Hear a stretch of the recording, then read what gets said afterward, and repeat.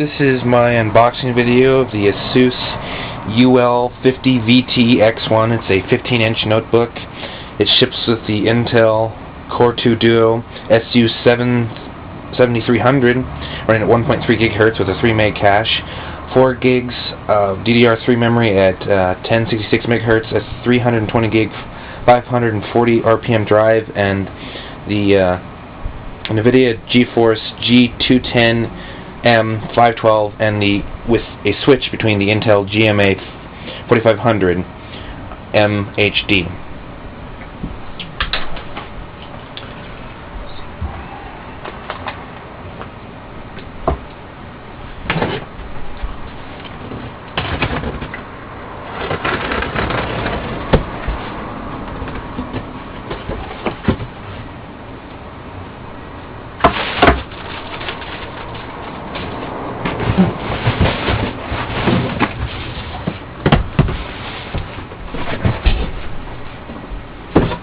I'd say the box is a little bit smaller than the G51 that I have unboxed, but this is supposed to be a smaller notebook, or well, at least thickness, that is.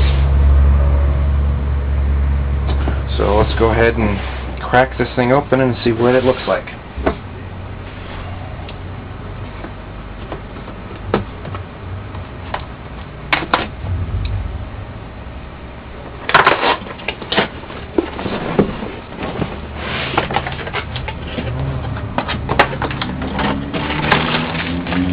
Looks like the power cord.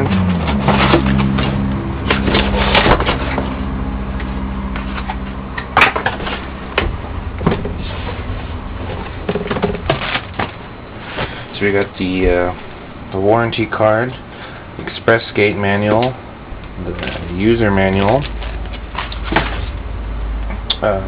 power to go, 6, Windows 7 recovery,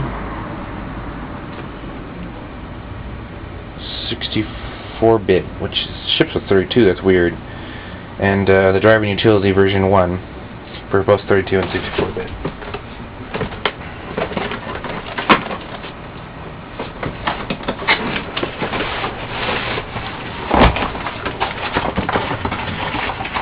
Let's see. Here's the power adapter. It's I'd say it's about twice the size of an EPC power adapter.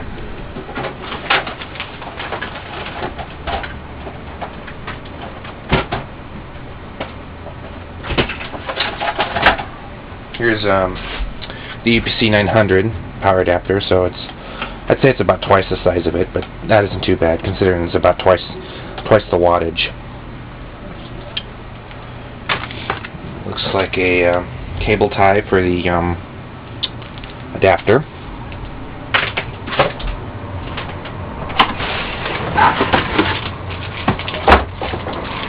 This is the 8-cell battery, which I think is actually larger than the one that comes in the G51. I have to admit this battery feels heavier than an EPC, but I could be wrong in that regard. But this is the battery that gives this notebook 10 hours of battery life. Let's see here. 84 watt-hours. So it's about twice as much as the dual-core Atom that only gets 5. So I suspect if the dual-core Atom notebook had this battery, it probably could get the same battery life. The dual-core Atom ASUS EPC ships with the dual-core Atom, or the Atom 330, running at 1.6 GHz, which has dual-core and hyper-threading, along with the Nvidia Ion chip, which is modeled around the Geforce 9400.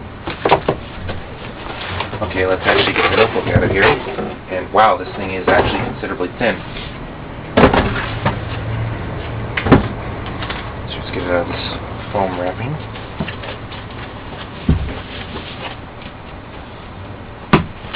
I'd say this unit's a little bit heavier than the EPC without the battery, but it's remarkably thin, I have to admit. Let's go ahead and grab an EPC for comparison quick here.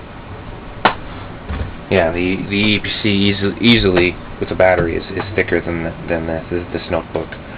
So this is the EPC 901, by the way. I do have an APC 900, which I can compare it to, which I believe is probably a little bit thinner or as thick as, yeah, so it's roughly about the same size. I suspect once we put the battery in here, it'll actually be a little bit thicker, so let's go ahead and do that. This battery in here. Put this thing in here, right? There we go. Yeah, it looks like that adds a little bit of thickness. It's up a little bit, so I suspect that it looks a little bit different with a 4-cell as opposed to an 8-cell like this, but I think I prefer the 8-cell for the battery life. That's actually why I bought this thing. Let's go ahead and open it up and take a quick look inside, comparing it to the, no, don't worry about that right now. Alright, let's take a quick look at this. Wow, that is remarkably thin. It does indeed have the same keyboard as my G51, minus the back button. And I think the texture on the keys is a little bit different, but the layout is exactly the same. It's supposedly a 15.6 inch, as well as my G15 being a 15.6 inch. So, let's go ahead and give her a quick fire up and see what she looks like.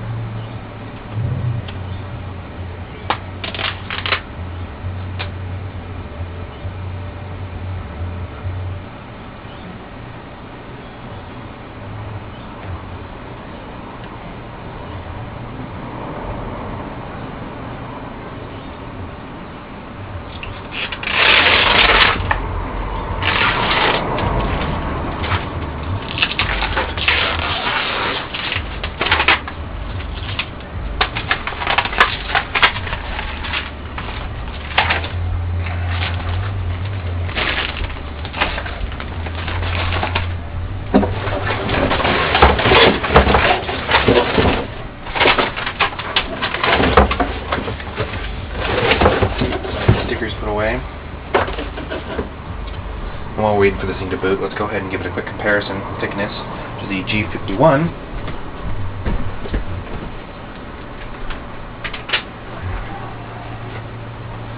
This is the G51 gaming notebook.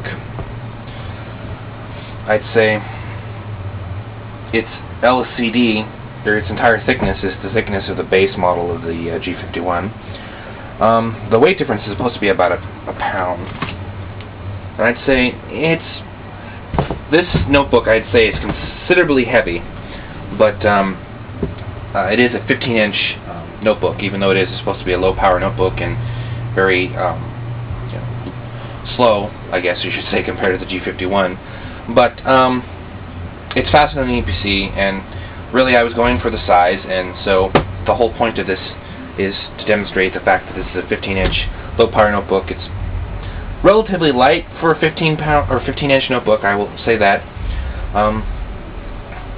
I'm noticing fingerprints are not considerably noticeable on the palm rest, but they are showing up, so it is kind of a fingerprint magnet for those people that would be concerned with that. The back is supposedly, I think, brushed aluminum, which shows the fingerprints less drastically, but it will show any grease or anything. So you eat, greasy foods, or you have grease from your hair or something in your hand, and I suspect that'll show up there. All right, well, this has been the unboxing video, the UL50VT. Stay tuned. I'll give some benchmarks and my overall opinion of it in a couple of days after I get a chance to work with it.